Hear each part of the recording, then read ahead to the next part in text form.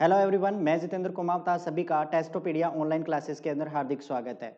Friends, SSC के जितने भी एमसीक्यूज हैं जो अल्टरनेट आपके पास रिपीटिंग के अंदर हैं, तो उन क्वेश्चनों के ऊपर हम आज की क्लास में डिस्कस करने वाले हैं।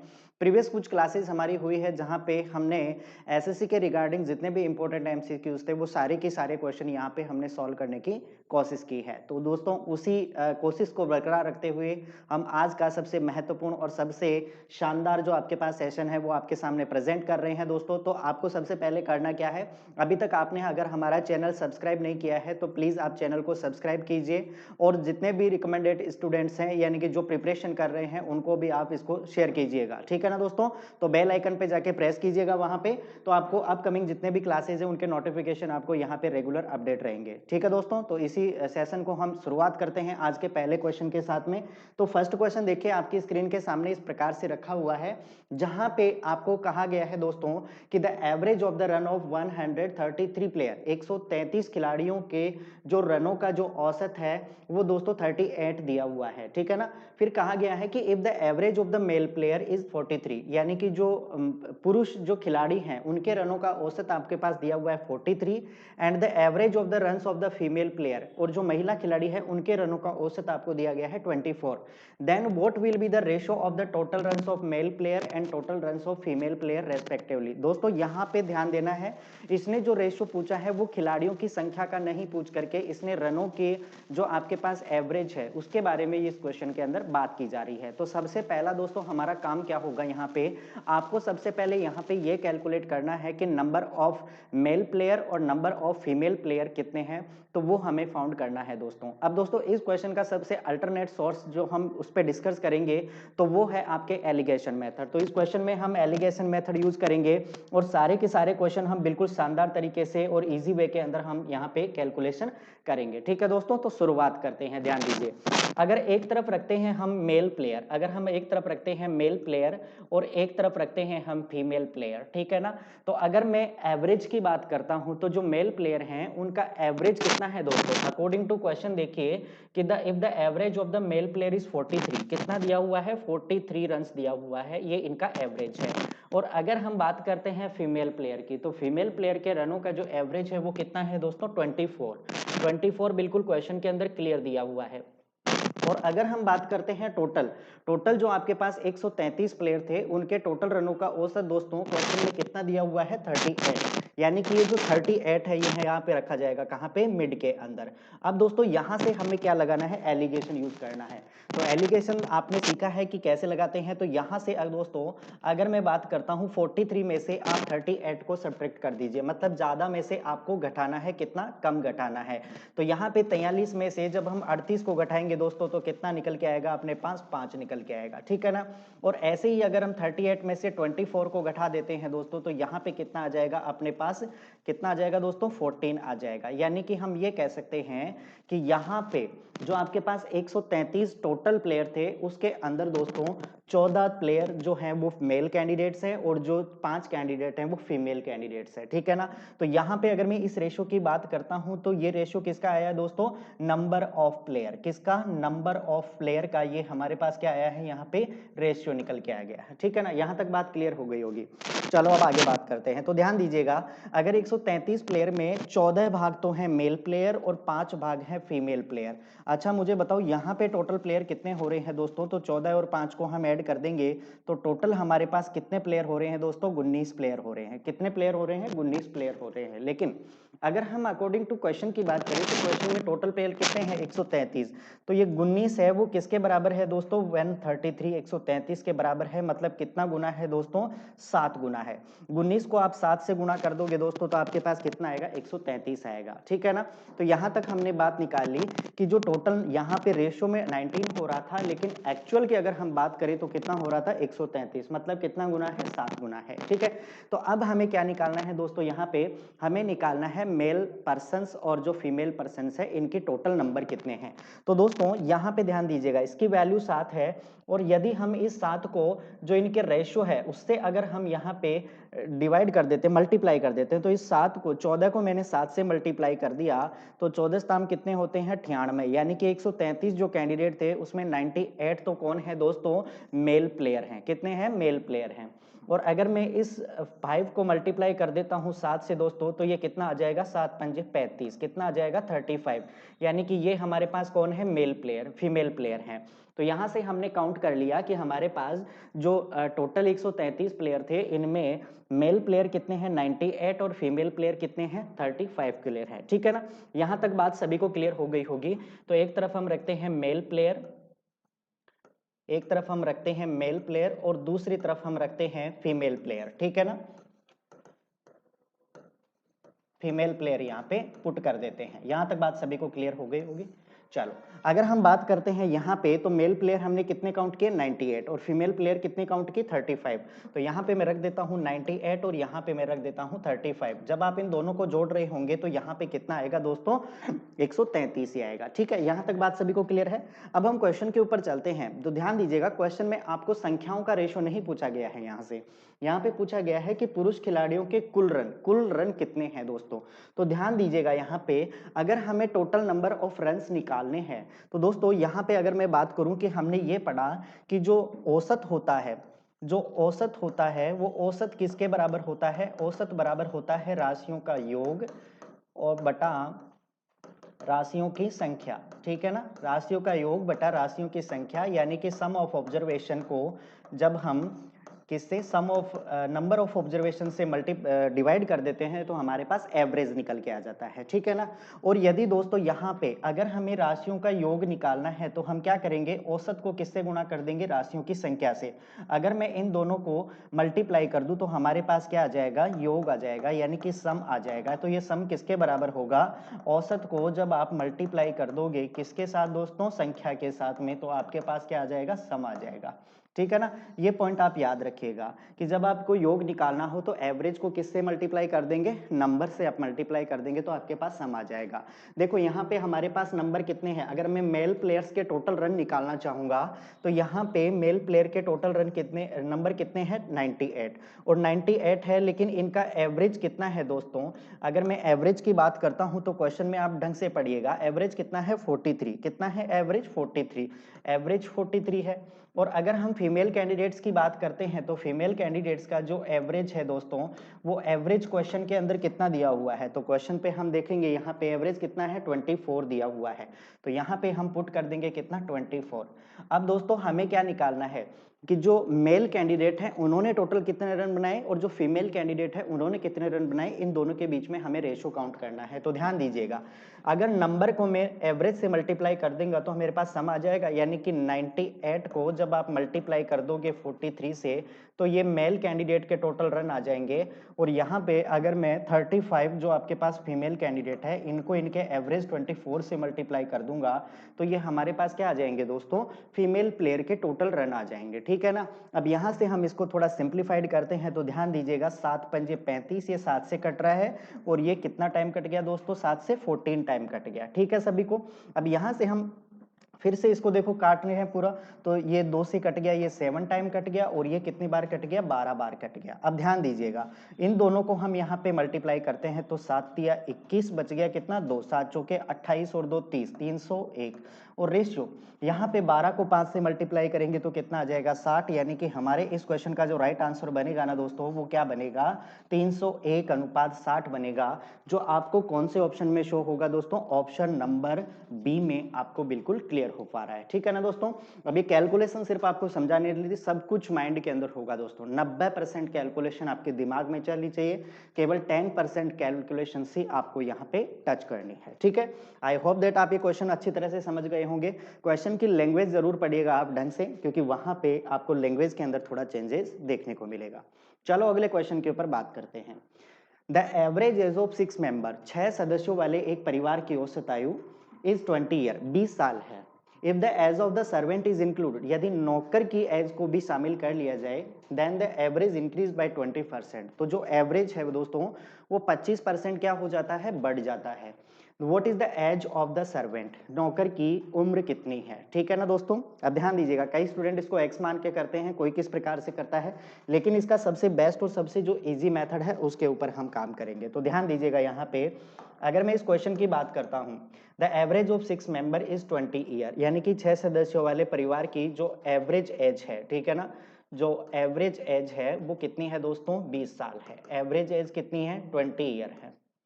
अब ध्यान दीजिएगा, यहाँ पे आपको कहा गया है कि जो सर्वेंट इज इंक्लूडेड, यदि हम नौकर की उम्र को भी इसमें शामिल कर ले, द एवरेज इंक्रीज बाय 25%। तो एवरेज पहले अगर आपके पास 20 था, अगर एवरेज आपके पास पहले 20 था और 20 को यदि हम 25% और इंक्रीज कर दे, ठीक है ना, 25% और इंक्रीज कर दे दोस्तों, तो न्यू एवरेज कितना हो जाएगा। अब ध्यान दीजिएगा, अगर 20 का 25% निकालते हैं तो कितना होता है, 20 का 25% कितना होता है, 5, मतलब 5 इसमें और बढ़ा देंगे तो आपके पास न्यू एवरेज कितना हो जाएगा दोस्तों, 25 हो जाएगा। ये बात समझ पाए क्या, ये है आपके पास न्यू एवरेज। न्यू एवरेज आपके पास कितना है, 25 ईयर है। यहां तक बात सभी को क्लियर है। अच्छा दोस्तों, ये 20 से 25 पे चला गया, मतलब आपके पास एवरेज कितना इंक्रीज हुआ, 5 का एवरेज इंक्रीज हुआ। यहां तक भी बात सभी को क्लियर है। भाई पहले एवरेज आपके पास 20 था, जब आपके पास कैंडिडेट कितने थे, 6 थे, लेकिन जब एक सर्वेंट को भी इंक्लूड कर लिया जाता है तो एवरेज 25 हो जाता है। मतलब 20 से 25 तक का सफर में हमने कितने कैंडिडेट छोड़े हैं, 5 कैंडिडेट छोड़े हैं। ये बात क्लियर है। तो ध्यान रखिए दोस्तों, जब अगर ये जो 25, ये जो 5 बड़ा है, ये थोड़ा लॉजिकली आप ये सोचो कि ये 5 क्यों बड़ा है, क्योंकि ध्यान दीजिएगा जैसे ही 7वां कैंडिडेट इंक्लूड हुआ तो ये एवरेज है वो 5 बढ़ गया। अच्छा दोस्तों, अगर ये 5 बड़ा है, अगर मैं इन 7 लोगों में बराबर बराबर बढ़ा दूं तो टोटल कितना बढ़ जाएगा दोस्तों, 35। कितना बढ़ जाएगा, 35 साल बढ़ जाएगा कि नहीं, ये मुझे बताओ। अगर मैं ये जो 7 कैंडिडेटों के अंदर 5-5 साल बढ़ाए हैं हमने, यदि हर एक कैंडिडेट्स के अंदर में ये 5 बढ़ा देता हूं तो टोटल कितना इंक्रीज हो जाएगा, 35 साल। इसका मतलब कि जो सर्वेंट आया है, ठीक है ना, जो सर्वेंट आया है, जो नौकर आया है, वो कहीं ना कहीं पे एज कितना, 35 साल ज्यादा लेके आया है पहले से। तो इसका मतलब पहले अगर आपके पास एवरेज 20 था तो 35 और इंक्लूड कर देंगे तो कितना हो जाएगा दोस्तों, 55। कितना हो जाएगा, 55 साल। यानी कि अगर मैं बात करूं कि नौकर की एज कितनी होगी तो सर्वेंट की एज कितनी रहने वाली है दोस्तों, 55 ईयर। ठीक है ना।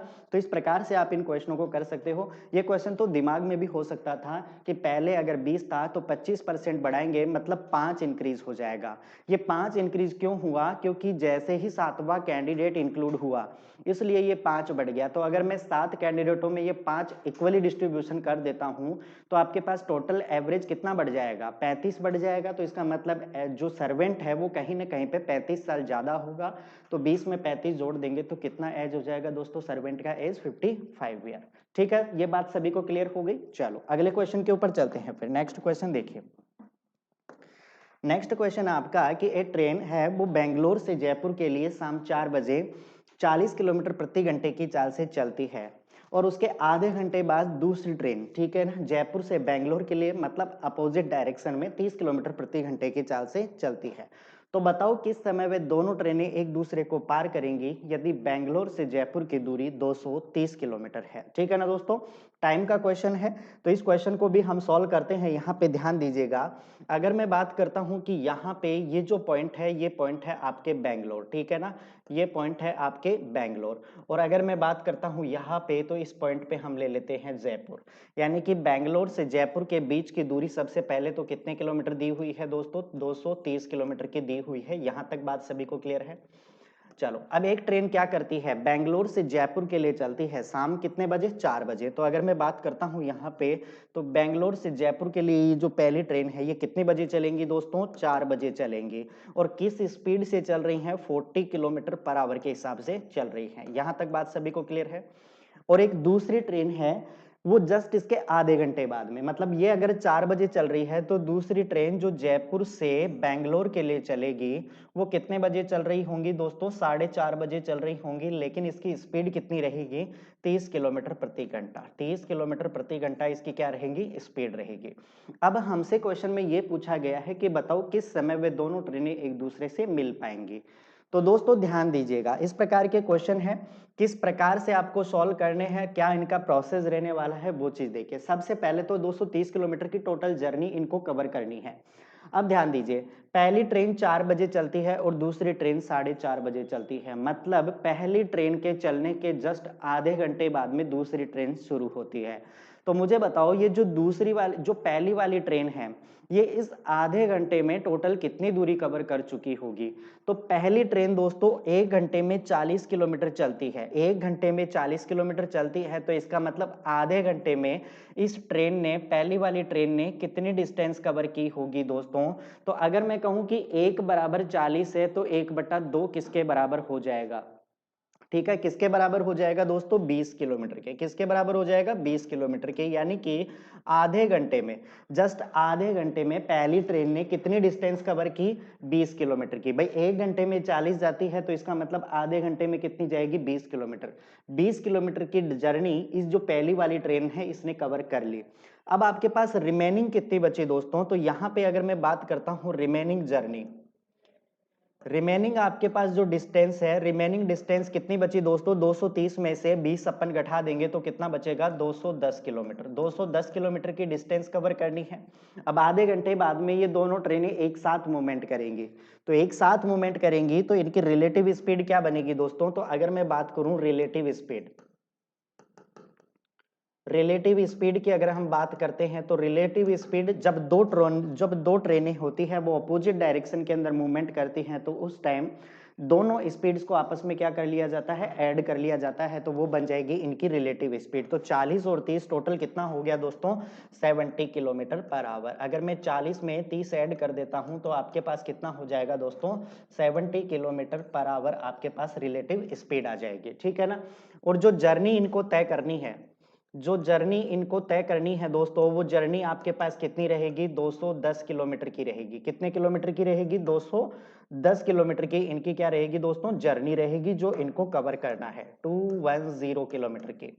अब मुझे एक चीज बताओ, जब आपके स्पीड आपके पास गिवन है, डिस्टेंस आपको गिवन है, तो क्या यहाँ से हम टाइम कैलकुलेट कर सकते हैं? तो टाइम किसके बराबर होता है? टाइम बराबर होता है डिस्टेंस अपॉन स्पीड के। तो डिस्टेंस कितनी है अपने पास? 210 किलोमीटर की, और स्पीड कितनी है? 70। तो मतलब यहां से आपके पास कितना आ जाएगा दोस्तों? 3 आवर। कितना आ जाएगा? 3 आवर आ जाएगा। तो इसका मतलब कब वो ट्रेनें एक दूसरे से मिल पाएंगी? तो ध्यान रखिए, हमने दोनों ट्रेनों को कितने बजे शुरुआत की थी? 4:30 बजे, क्योंकि आधे घंटे तक इसको चलाया, तो इसका मतलब 4:30 बजे से ये दोनों ट्रेनें एक साथ चलना शुरू हो जाएंगी। तो 4:30 बजे के बाद में आपके पास जो रियल टाइम आएगा, जो रियल टाइम आएगा, वो रियल टाइम क्या आएगा दोस्तों? यदि 4:30 के अंदर हम इंक्लूड कर देते हैं 3 घंटे और, तो आपके पास जो एक्चुअल टाइम आ जाएगा वो कितना आ जाएगा? 7:30 बजे। यानी कि वो दोनों ट्रेनें हैं वो एक दूसरे से कितने बजे मिल पाएंगी? 7:30 बजे मिल पाएंगी। 7:30 बजे ये दोनों ट्रेनें एक दूसरे को क्या करेंगी? क्रॉस करेंगी। तो हमारे इस क्वेश्चन का जो राइट आंसर होगा वो दोस्तों हो जाएगा option number D. I hope that आप इस क्वेश्चन को समझ गए होंगे। इन पे प्रैक्टिस जरूर करना दोस्तों, क्योंकि प्रैक्टिस से ही मैथमेटिक्स आसान होती है, क्वेश्चन समझ में आते हैं। ध्यान रखिएगा नेक्स्ट क्वेश्चन का। x denotes the volume of a right circular cylinder, यानी कि x है वो एक लंबवर्ती है, जो बेलन है उसका क्या है? आयतन है। Of same heights equal to its diameter, यानी कि इसकी जो हाइट है वो इसके डायमीटर के क्या है दोस्तों? इक्वल है। ध्यान दीजिएगा, लैंग्वेज को जरूर पढ़िएगा। And why the volume of the sphere of the same radius, और जो रेडियस आपने जो पहले वाले सिलेंडर की ली है, सेम रेडियस का आपके पास क्या है? एक स्फीयर है, मतलब एक गोला है। आपको बताना है कि the what is the value of x upon y, मतलब उन दोनों के वैल्यूम का रेशियो क्या होगा। तो दोस्तों यहाँ पे ध्यान दीजिएगा, सबसे पहले हम दो डायग्राम ड्रॉ करते हैं और उनकी सीखते हैं कि क्या प्रॉपर्टीज रहने वाली है। ठीक है तो ध्यान दीजिएगा, एक अपने को क्या बनाना है दोस्तों? बेलन बनाना है, और दूसरा हमारे को सिलेंडर बनाना है। ठीक है, तो देखिए अभी बनाते हैं हम इन दोनों चीजों को, और उसके बाद में आपके पास सब कुछ क्लियर हो जाएगा। ठीक है, तो एक तो हम बना लेते हैं यहाँ पे बेलन बना लेते हैं। ठीक है, ये आपके पास हो गया बेलन।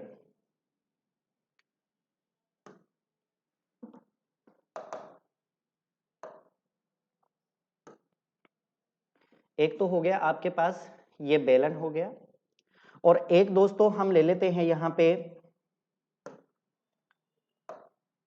एक ले लेते हैं हम स्पेयर यानी कि गोला ले लेते हैं। ठीक है, दोनों डायग्राम्स हम यहाँ पे ड्रॉ करते हैं, और दोनों डायग्राम से हम इनकी प्रॉपर्टीज को अच्छी तरह से समझेंगे। ठीक है, क्लियर सभी को? अब ध्यान दीजिएगा, अकॉर्डिंग टू क्वेश्चन हम इसकी रेडियस और इसका डायमीटर दोनों को हम सेट करते हैं। तो ध्यान दीजिएगा दोस्तों, यहाँ पे क्वेश्चन में कहना क्या चाहता है कि the x denotes the volume of a right circular cylinder, एक लंबवर्तीय बेलन का आयतन of same height equal to its diameter, यानी कि जो इसकी हाइट है, जो इस बेलन की हाइट है दोस्तों, वो इसके डायमीटर के क्या है, इक्वल है, इसके बराबर है। ठीक है ना, ये अपने को कहा गया है किसी समान व्यास और ऊंचाई के बेलन का, मतलब व्यास और ऊंचाई क्या है, दोनों समान है। तो ध्यान दीजिएगा, अगर मैं यहाँ पे बात करता हूं तो दोस्तों ये जो कंप्लीट है, ये हमारे पास अगर इसका व्यास है, अगर ये हमारे पास कंप्लीट इसका व्यास है, मतलब d अगर मैं मान लूं, तो ये क्या हो जाएगा, हमारे पास रेडियस हो जाएगा, मतलब d/2 हो जाएगा। ये बात सभी को क्लियर है क्या? अगर अपन जानते हैं कि जो रेडियस होती है वो डायमीटर की क्या होती है, हाफ होती है। ठीक है, ये बात क्लियर है। किसी समान व्यास और ऊंचाई के, यानी कि the same height equal to its diameter, इसके व्यास के क्या है भाई, इक्वल है। तो अगर मैं हाइट की बात करता हूं दोस्तों, तो हाइट कितनी हो जाएगी, इसके व्यास के बराबर, मतलब क्वेश्चन में कितना दिया हुआ है, d दिया हुआ है। ये बात सभी को क्लियर है? ये हो गई इसकी हाइट, मतलब इसके डायमीटर के बराबर इसकी क्या है, हाइट है। तो अगर डायमीटर अपने पास d है तो हाइट कितनी हो जाएगी, d, ऐसा हमने मान लिया है। रेडियस कितनी हो गई अपने पास, d/2। अब क्वेश्चन में ये कहा गया है, and y is the volume of sphere of same radius, मतलब जो रेडियस इसकी है वही रेडियस आपके, ये जो पॉइंट आपके दिया हुआ है, ये जो सर्किल जो आपके पास स्फीयर दिया हुआ है, इसकी रेडियस भी कितनी है, d/2 है। अब हमसे पूछा गया है कि यदि इसका जो वॉल्यूम है, इसका जो वॉल्यूम है दोस्तों, वो आपको दिया हुआ है कितना, x, और इसका जो वॉल्यूम है वो आपको दिया गया है कितना, y दिया हुआ है, और आपको फाइंड आउट क्या करना है, x/y की वैल्यू फाइंड आउट करनी है। ठीक है, x/y की वैल्यू फाइंड आउट करनी है। तो ध्यान दीजिएगा, अगर मैं बात करता हूं कि एक बेलन का आयतन की अगर हम बात करते हैं, ठीक है, बेलन का आयतन कह दो या फिर सिलेंडर का आयतन कह दो, तो बेलन का आयतन क्या होता है दोस्तों, pi into r square into h, जिसको क्या माना है, x माना है। और अगर मैं यहाँ पे बात करता हूं कि गोले का आयतन, ठीक है, गोले का आयतन की अगर हम बात करते हैं दोस्तों, तो गोले का आयतन यानी कि y, ये किसके बराबर है, 4/3 पाई आर क्यूब के बराबर है। जनरली ये फॉर्मूला होता है। अब यहाँ पे हम हाइट और रेडियस दोनों वैल्यूज यहाँ पे पुट करेंगे। अगर वैल्यूज में पुट करता हूं दोस्तों, तो x बराबर पाई तो ऐसे कैसे रहेगा, लेकिन अगर मैं बात करता हूं कि बेलन के लिए रेडियस क्या रहेगी, तो रेडियस देखो हमने कितना निकाला है, d/2। तो हम क्या करेंगे दोस्तों, d/2 का हम होल स्क्वायर कर देंगे, d/2 का हम क्या कर देंगे, होल स्क्वायर कर देंगे, इनटू हाइट।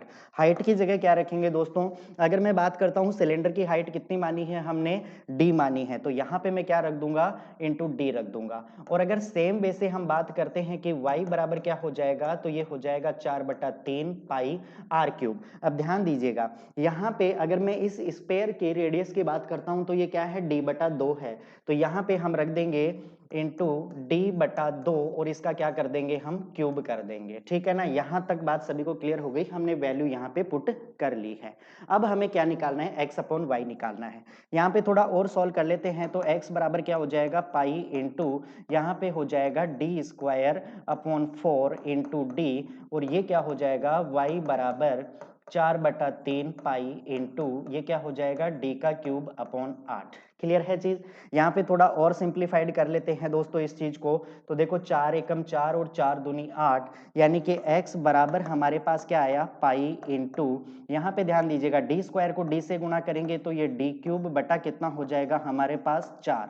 और यहाँ पे अगर मैं y की बात करता हूँ दोस्तों, तो ये क्या हो जाएगा, पाई इंटू d³ कितना हो जाएगा, 3 दूनी 6।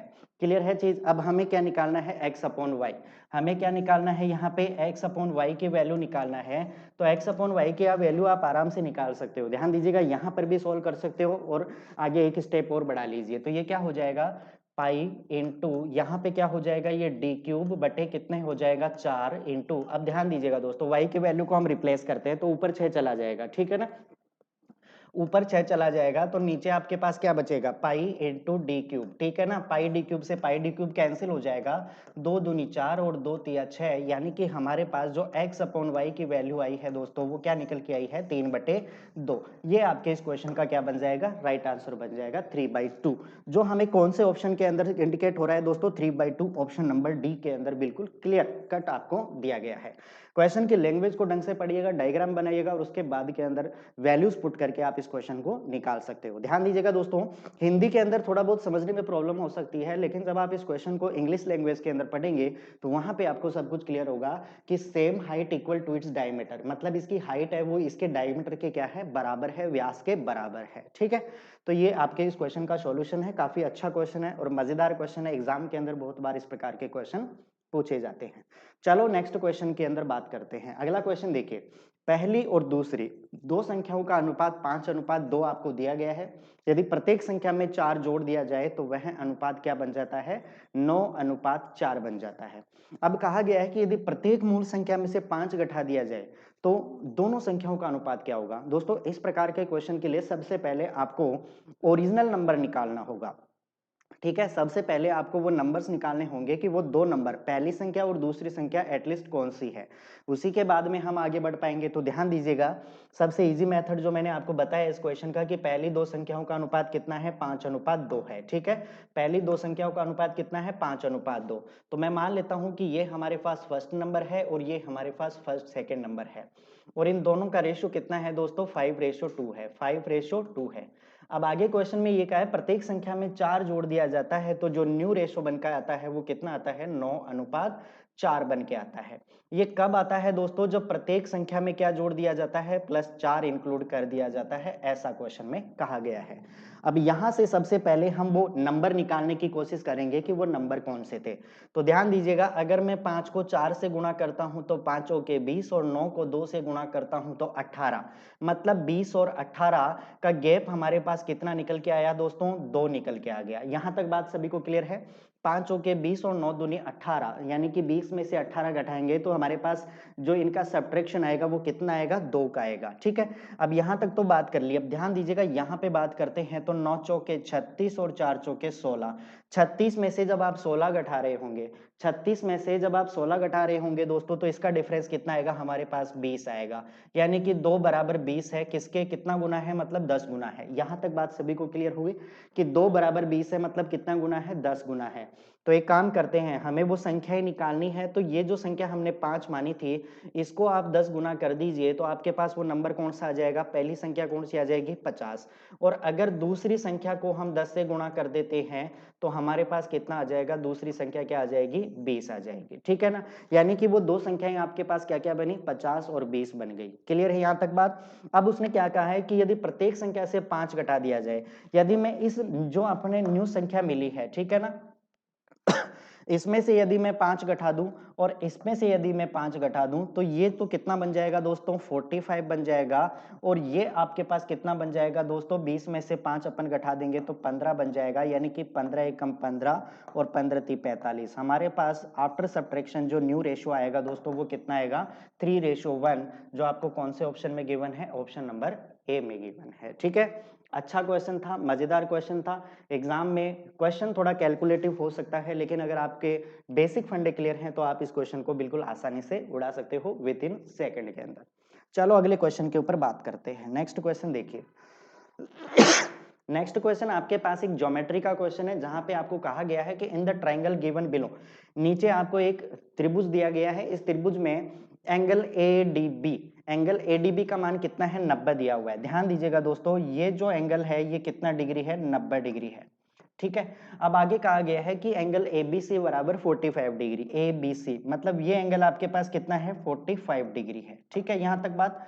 अब इसने ये कहा गया है कि AD बराबर 10 है, यदि ये भुजा आपके पास 10 सेंटीमीटर गिवन हो एंड AC बराबर 20 सेंटीमीटर, AC आपके पास 20 हो, तो आपसे पूछा गया है कि ये जो पूरी BC की मेजरमेंट है वो कितनी है, पूरी जो BC की मेजरमेंट है वो कितनी है। अब ध्यान दीजिएगा दोस्तों, अगर ये एंगल 45 डिग्री का है, हमें एक चीज बताओ, अगर ये एंगल 90 डिग्री है तो ये 45, ये 45, ये दोनों भी 45 डिग्री के होंगे, मतलब ये दोनों कोण बराबर होंगे। अगर दो कोण बराबर होते हैं दोस्तों, उस कंडीशन के अंदर इनके सामने की भुजाएं भी आपस में क्या होंगी, बराबर होंगी। यानी कि हम ये कह सकते हैं कि जो AD होगा, जो AD होगा वो बराबर होगा किसके दोस्तों, BD के बराबर होगा, ऐसा हम कह सकते हैं। क्यों? क्योंकि समान कोणों के सामने की भुजाएं आपस में क्या होती है, बराबर होती हैं, साइड्स क्या होती हैं, इक्वल होती हैं। तो यहाँ पे अगर मैं BD की मेजरमेंट लेना चाहूं तो BD की मेजरमेंट कितनी आ गई, जितनी अपने पास AD की माप है, यानी कि 10 सेंटीमीटर। यहां तक बात सभी को क्लियर हो गई। अब आगे बढ़ते हैं। ये हमने 10 सेंटीमीटर कैलकुलेट कर ली अभी की तरह कि दो भुजाएं आपस में बराबर होंगे। अब हमें इसकी बात करनी है, तो दोस्तों ध्यान दीजिएगा, अगर ये 90 डिग्री है तो ये भी एंगल कितने डिग्री का होगा, 90 डिग्री का होगा कि नहीं। अगर ये 90 डिग्री होगा तो मुझे ये क्या कहलाएगा, हाइपोटेनस कहलाएगा, और ये क्या कहलाएगा, परपेंडिकुलर कहलाएगा। तो हमें क्या निकालना है, यहाँ पे बेस निकालना है। क्या निकालना है, बेस निकालना है। तो यहाँ पे 20 का स्क्वायर कितना होगा, 400, और 10 का स्क्वायर कितना होगा, 100। 400 में से 100 घटा देंगे तो हमारे पास बेस कितना आ जाएगा, अंडर रूट 300। और अंडर रूट 300 को हम क्या लिख सकते हैं दोस्तों, 10 रूट 3। क्या लिख सकते हैं, 10 रूट 3 सेंटीमीटर हमारे पास क्या आ जाएगा, इसका BC की माप आ जाए, सॉरी DC की माप आ जाएगी। तो हम DC बराबर क्या लिख सकते हैं, DC बराबर हम लिख सकते हैं दोस्तों कि हाइपोटेनस 20 का स्क्वायर माइनस यहाँ पे परपेंडिकुलर 10 का स्क्वायर का क्या कर देंगे, हम अंडर रूट कर देंगे। ठीक है ना, यहाँ तक बात समझ में आई। तो 20 का स्क्वायर कितना होगा, 400, और 10 का स्क्वायर कितना होगा, 100। यानी कि 400 में से हमने 100 घटा दिया तो अपने पास वैल्यू क्या आ गई, 300। और 300 को दोस्तों हम क्या लिख सकते हैं, 10 अंडर रूट 3 सेंटीमीटर हम ऐसा लिख सकते हैं। ये बात सभी को क्लियर हो गई क्या? ठीक है, यहां तक हमने कैलकुलेशन कर ली। अब हमें तो पूरी मेजरमेंट चाहिए, मतलब BC की माप चाहिए। तो BC बराबर किसके होगा दोस्तों, BC बराबर होता है BD प्लस DC के बराबर होगा। तो बताओ BD की माप कितनी कैलकुलेट की हमने, 10 सेंटीमीटर, प्लस DC की मेजरमेंट कितनी की, 10 रूट 3 सेंटीमीटर। अच्छा दोस्तों, यहाँ पे अगर मैं कॉमन की बात करता हूं तो कॉमन क्या निकल के आएगा, 10। तो यहाँ पे क्या बसा, 1 प्लस अंडर रूट 3। और अंडर रूट 3 की वैल्यू जब हम पुट करेंगे ना दोस्तों, तो यहाँ पे अंडर रूट 3 की वैल्यू कितनी रखेंगे, 1.732। तो इसको मैं लिख सकता हूँ 10 1 प्लस 1.732। और इसमें दोस्तों 1.732 में जब अपन 1 जोड़ देंगे तो 10 इंटू 2.732, जिसका मान आपके पास कितना आ जाएगा, 27.32 सेंटीमीटर। कितना आ जाएगा, 27.32 सेंटीमीटर। ये हमारे इस क्वेश्चन का क्या हो जाएगा, राइट आंसर हो जाएगा 27.32। ठीक है ना, इंपॉर्टेंट क्वेश्चन था और बिल्कुल बेसिक से किया है हमने। यहाँ पे किसी भी प्रकार की कैलकुलेशन ज्यादा बढ़ाने की कोशिश नहीं की है। अब यहाँ तक कैलकुलेशन थोड़ी बहुत आपको मन में करनी होगी। तो दोस्तों ये आज के इंपॉर्टेंट क्वेश्चन थे। कैसे लगे आपको ये क्वेश्चंस? नेक्स्ट क्लास के अंदर फिर से हम आपके पास मजेदार क्वेश्चन लेकर आएंगे, तो उन क्वेश्चनों के ऊपर भी गौर कीजिएगा और उन पे प्रैक्टिस जरूर कीजिएगा। ठीक है दोस्तों, तो चैनल को सब्सक्राइब करना नहीं भूलना है, शेयर करना नहीं भूलना है। तो नेक्स्ट वीडियो के साथ में जल्दी हम आपके साथ में अवेलेबल रहेंगे। Okay, thank you, good bye.